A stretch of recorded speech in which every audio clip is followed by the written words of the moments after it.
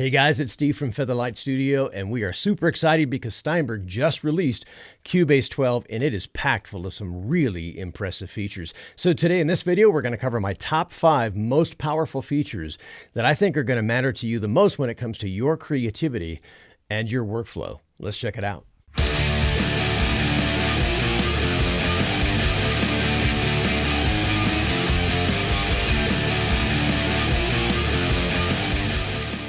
In the number 5 position is Vari-Audio's new Scale Assistant. Here in Cubase 12, we're currently editing a bass part. If we double click on that bass part and we open up the Vari-Audio Edit window interface, we can see compared to Cubase Pro 11's version that we have a lot more choices and flexibility to work with now. In this example, we're working on a really pretty intimate singer-songwriter style song. This is from a Northwest artist, really talented. Her name is Shayna Marie Pascal, and I'll leave that information in the links below. And we'd like to add some vocal harmonies to this. So the project sounds like this. But I hate this time of year.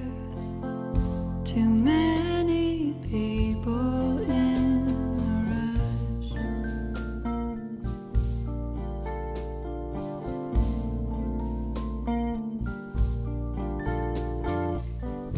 In this example, we'd like to build some spot harmonies for the verse vocal by itself here. So we're going to duplicate this track, and we really just want to deal with this by itself. And the most important thing here is that we're going to bounce this track to itself so the relationship to the existing track is broken.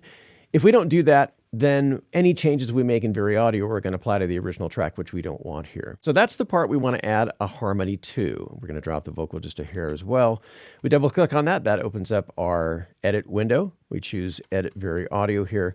This shows our analyzed note segments here. And this is the part we want to add a harmony to. So if we select this part here, and our song is in the key of F, so we've chosen F here, and it's also in a major key. We leave that here. We're going to keep these two boxes checked. We're going to keep the Show Scale Note Guides, which is going to show the background, and we click Snap to Pitch Editing. We can take our part here and say raise it up a third. And notice that as we do that, the relationship between the notes here is changing. They're getting farther apart or closer together, depending on what we choose. And this is because it's choosing all the legal notes in the key of F major automatically in that third position. Let's hear what that sounds like. You left when it was still warm. And so this is giving us those suggested harmonies in that particular key for this particular vocal line. This is a really fun and powerful feature, and it's a great way to try out and experiment with new modes and scales that maybe didn't occur to you before, or you don't have a detailed background in music theory. This gives you a lot of power at your fingertips with experimentation and creativity. In the number 4 position is Steinberg's brand new modulation VST FX Modulator. This next update in Cubase 12, I'm super excited about. One of my favorite plugins from back in the day was the A1 Trigger Gate from Alex Hilton. And this allowed you to do all kinds of cool kind of time-synced stutter and gated effects. And Steinberg has taken that idea and just supercharged it with the FX Modulator. In this next example, we're working on a chill musical idea. It sounds like this.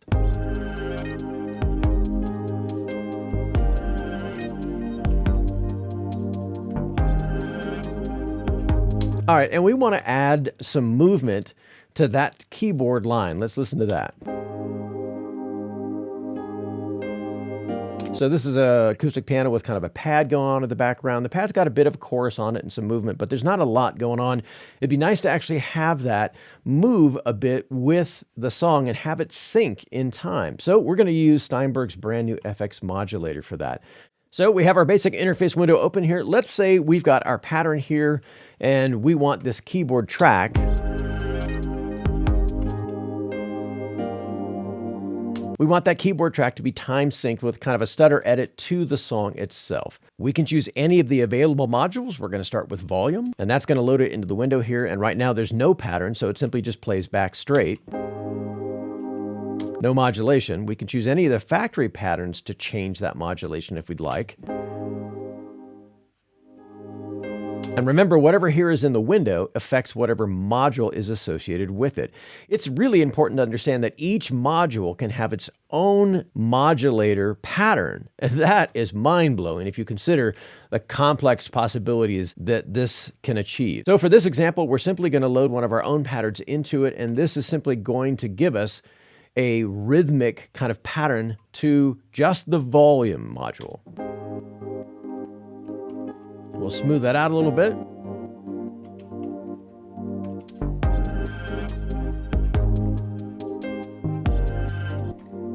Now let's add a bit more complexity to it. Let's add another module. Let's add the pan module, for example. And in the pan module, we're going to come up to the factory patterns that are available, and we're going to choose the sine wave. What this is going to do is it's going to slowly pan left and right, in addition to our volume pattern that we already have here. So each module can have its own pattern.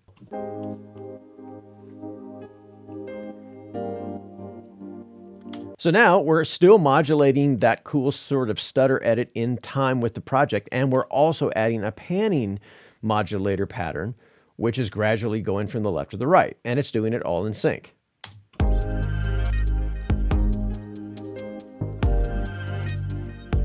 And in the third position of our Cubase 12 updates is Auto MIDI controller mapping. This next update in Cubase 12 may not seem like a big deal on paper, but I guarantee you it is a game changer when it comes to workflow, and that is finally auto mapping of our MIDI keyboard and drum pad controllers. That means that we're no longer getting stuck in the tech zone when we're on the creative flow. Inside of Cubase, we've got our multi-window layout here, and we've got the mix console on the bottom. But if we look down here, we'll see a couple of new additions here, and one is our MIDI remote tab. When we click on that, if we have a MIDI controller that there's a script for, then all we need to do is simply turn it on. Cubase recognizes what it is and calls up the script. Once the MIDI connection is detected inside of Cubase, we are ready to go. From here, we can activate any of the features on it and have most of the controls mapped to the relevant functions or whatever the script was programmed to do. In this case, this script is programmed to have two different pages, and we've got our first knobs here relegated to the quick controls, and our button layout here is relegated to the track controls and then the transport controls. And this guy is a data entry knob, so this simply switches back and forth between the two pages of our MIDI remote script. Even though Steinberg's Cubase 12 update ships with a large variety of different scripts for all kinds of controllers, there's simply way too many kinds of MIDI controllers out there to have a script for each one. This is where the new update really shines, because Steinberg has given us a drag and drop creation utility to make our own easily. If our MIDI pad controller isn't detected, we simply click the plus button, and this brings us to the MIDI controller surface setup. We simply set up the MIDI ports that the current controller is detected on. From here, we can see the vendor number is displayed, in our case, a Kai, and we can also enter a model number. This particular pad controller is an MPD 226, and we can enter the script creator title. The script creator is us, and from here, we're taken to the MIDI remote script creator interface, where we can create our own graphical representation of our MIDI controller. We can size it any size we want, and the red default starting point is a knob that can be changed to a fader or a button easily. We simply tap on any of the controller pads. It adds the first four controllers in our custom interface. In this case, it's the default knob. If we click on the second bank of pads in our controller, it adds another bank of them underneath as well.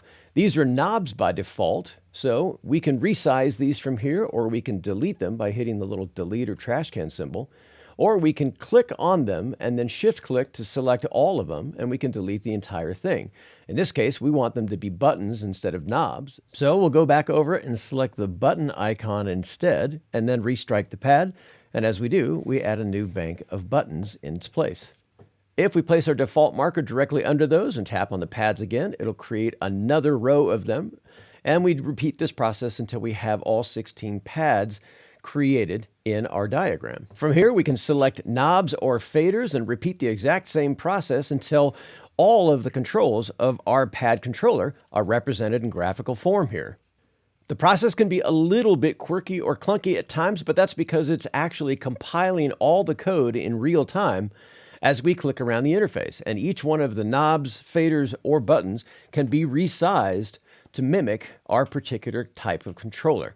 It's also important to note that not all the buttons on every controller produce MIDI information. Some are hardware specific to the controller itself. So in our case, the ones down the middle don't produce any MIDI information, but all 4 knobs, all 4 sliders, the buttons underneath the sliders, and the 3 buttons at the bottom for transport control do. So we want to map all those controllers.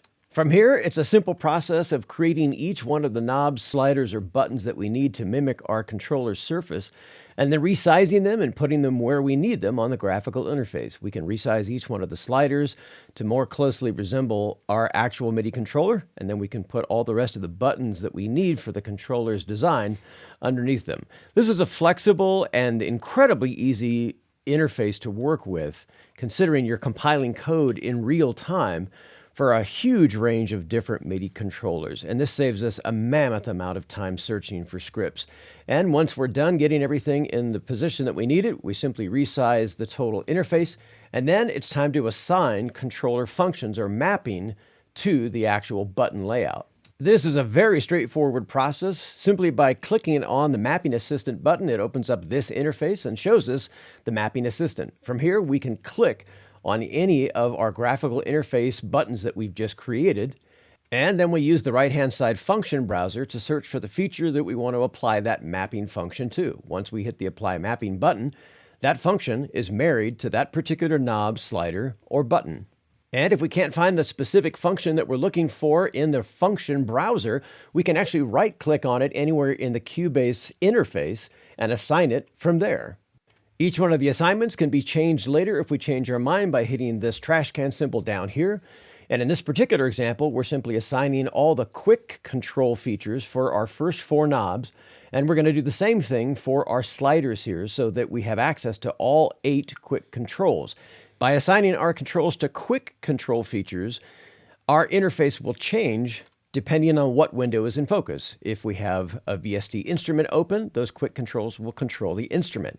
If we have an EQ open in our Inserts tab, it'll control the EQ parameters and functions. This makes our newly created script very quick and powerful because it'll adapt to whichever window happens to be in focus at the time. In this example, our newly created script is controlling Halion, as well as the selected track controls like the track mute, track solo, and the rest of our transport controls. And in our number 2 position for Cubase 12 updates is the ability to extract MIDI chord information from an audio performance.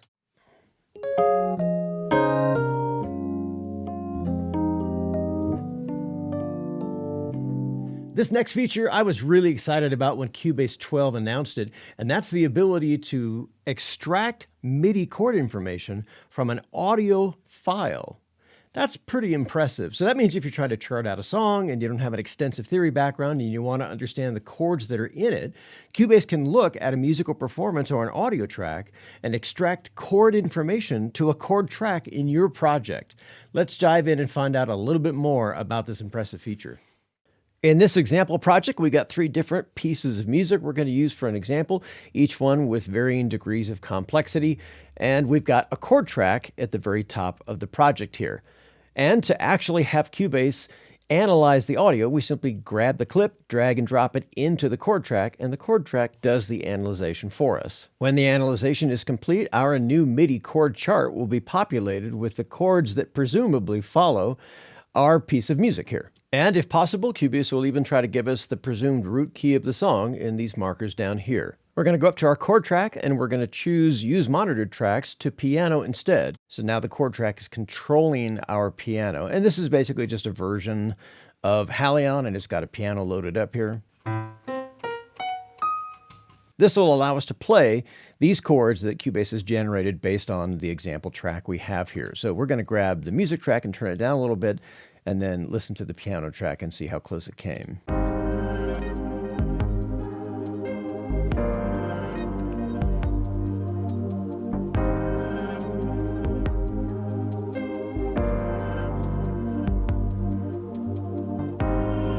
All right, and as you can hear, it's done a pretty good job of identifying the chords inside these changes.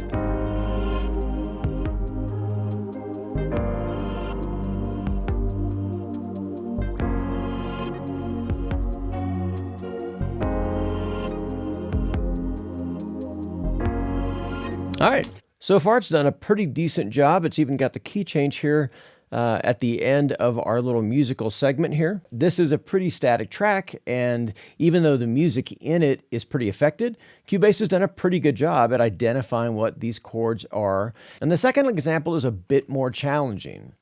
We're going to get rid of this, and our second example is basically just kind of a country pop song. Sounds like this.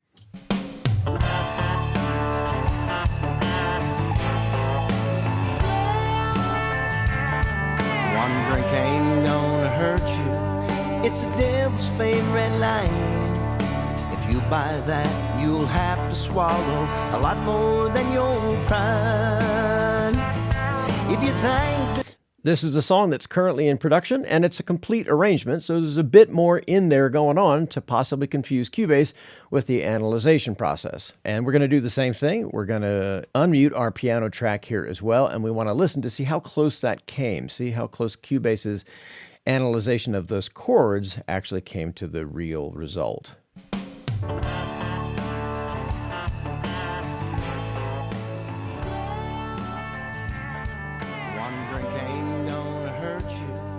it's a devil's favorite line.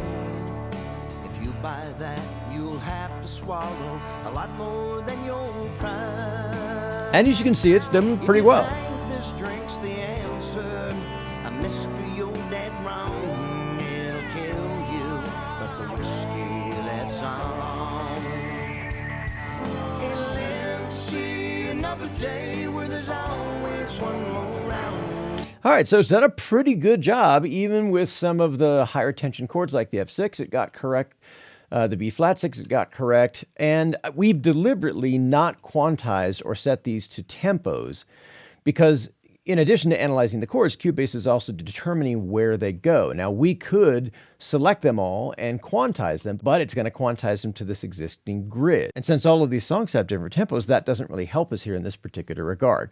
So far, Cubase has done a pretty good job. If one of the chords, for example, like say this B flat 6, if that one was a bit questionable, we could click on that and we could open up the Chord Assistant and see what are the related chords that it suggested, and it goes up or down in levels of complexity. If we check this box and then we drag this control to the left, you'll see that those choices start to disappear in terms of levels of complexity. And if we drag it all the way to the left, the only thing really left is the choice that it gave us, which was B flat 6.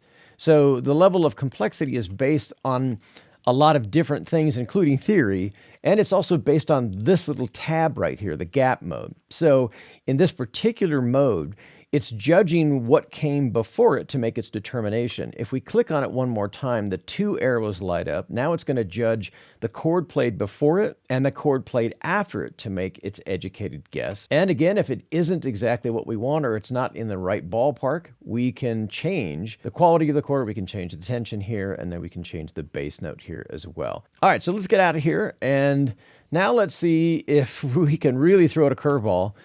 This next piece is a solo piano piece, and it goes through a variety of different changes in sophistication, in key changes, and it also has an intro that should be fairly difficult to detect.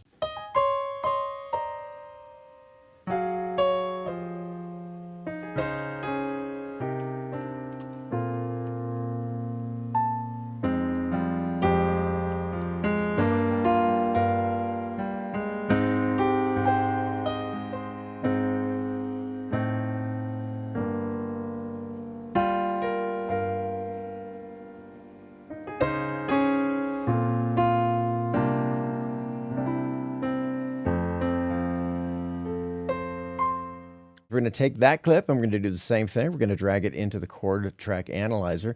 And then Cubase is going to give us its best guess as to what those chords actually were being used. So we're going to set this to piano again so that we can hear Cubase's choice. We'll take the original track and drag it down a bit. Now keep in mind too that Cubase is only detecting the chordal structure of the song itself. It's not detecting the melodic passages, the passing notes, or any of those things. It's using a variety of different theory-based tools like progressions and formula and things like that to arrive at that. So let's see how it did here.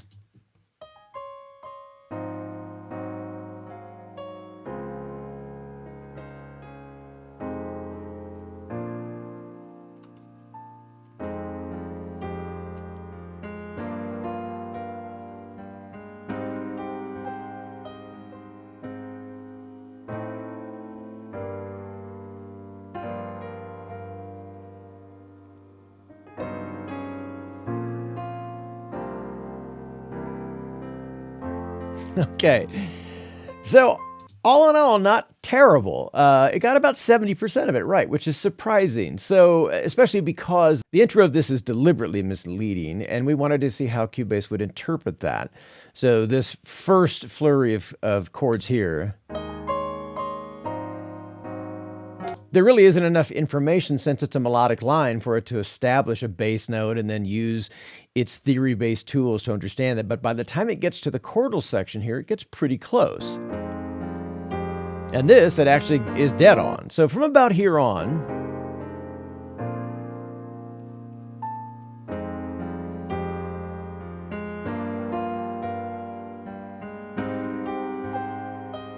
and it even gets to the diminished. And number one on our Cubase 12 updates hit list is finally phase-accurate audio warp for multi-channel audio. It's finally, after all of this time, we can now edit multi-track files and keep them all in phase with Steinberg's audio warp technology. This is such a huge thing. If you record multi-track instruments like drums, for example, or you mix multi-track instruments for other people, we now finally have the ability to use that audio warp technology and keep all those files in phase. Let's check it out. We're here in a previous version of Cubase. This is Cubase 11, and we're talking about phase and the importance of it. The more things get out of phase in your recording as the result of editing or movement, the more clarity, detail, and punch you begin to lose, especially in the stereo field or the perception of where things are in the stereo field. In this example, we have a multi-track drum set recording, and all the files are nested inside of a folder. And the group editing button has been checked, which means anything we do to one of the tracks gets done to all the tracks here. And as long as that button is depressed, all the tracks stay in phase with one another. Here we are inside of Cubase 12, and we've got some new and powerful tools to work with when it comes to working with audio warp, especially with multi-track instruments. And it's not just multi-track drums, but anything that involves multiple microphones on one source. This could be acoustic guitar, for example, or multiple vocalists. And keeping all that in phase was pretty challenging in previous versions of Cubase. In this example, we have a multi-track drum recording that's residing inside of a folder, and then we have the group editing button checked as well. The whole thing sounds like this.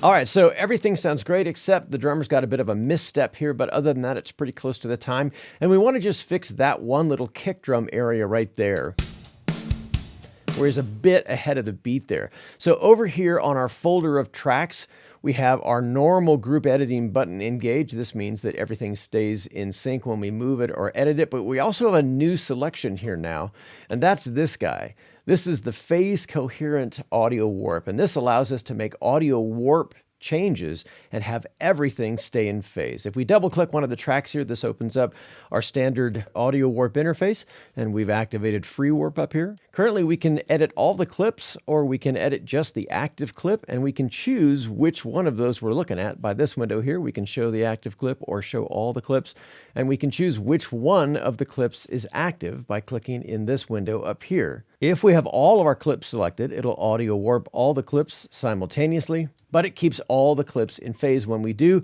But now we don't even have to do that any longer. We can edit directly from the project window. And this is such a huge change and time saver. This allows us a ton of possibilities here. So let's listen to that part again. So from here, we don't even have to go into the edit window to make those changes. We can come up to our warp tool in the toolbar. We double click on that, and this opens up another option that we didn't have before, free warp directly from here instead of just warping the grid like we would do in previous versions. From here, we can choose our warp markers. So let's create a warp marker, for example, there, and let's do one right on the previous kick. We'll place some right on the kick itself and then a few behind and before it. And from here, we can actually start moving our warp markers directly onto the beat to fix our misstep.